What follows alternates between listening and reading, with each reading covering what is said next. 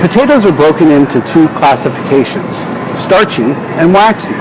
This is the common Burbank or what we call a baker potato or a russet potato.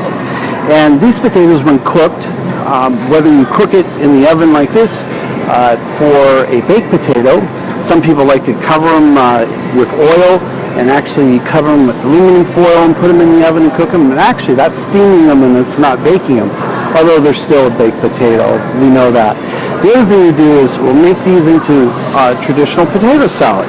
But interesting on that is that since this is a starchy potato, the potato salad, as you know, is it kind of like falls apart after a little while because of the acid in the actual dressing, in the mayo-based dressing, and the pickle juice or vinegar in there. In traditional German cuisine, they use a waxy potato. And one of the examples of a waxy potato would be a red potato. A red potato has a less water content to it, and so therefore it tends to be a little bit stiffer, a little stronger. And so it doesn't break down like a normal russet would. Now the other thing you can't do with these is make like a baked potato in the sense where we put the butter and sour cream, bacon bits and chives on there. But what we can do with this is take this, wedge it, rub it in olive oil, seasonings, and bake it off in the oven and have roasted potatoes, which are absolutely fabulous. Another couple ones just to know are the purple potatoes, which are just fun to work with. They're a starchy potato. You can make a nice little whip with those, or mashed potatoes.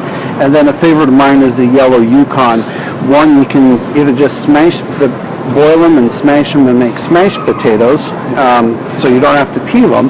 But I like to take the time, go ahead and peel them down, and it makes a nice potato there too.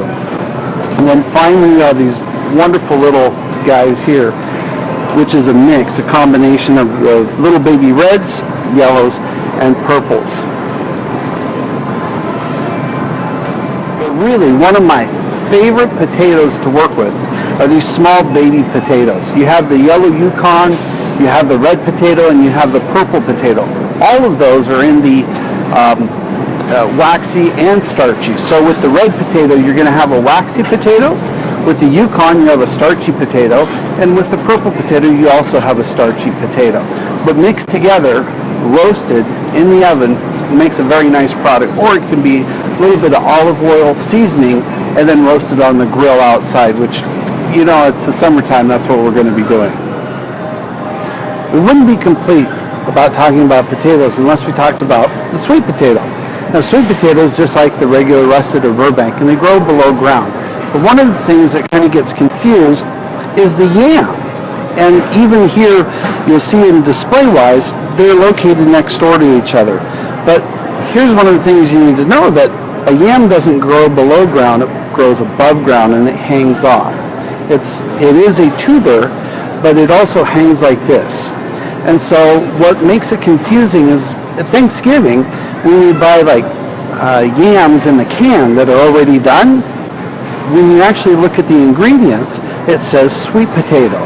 So it makes it confusing, because if you buy canned yams, when you look at the ingredient list, it actually says sweet potatoes.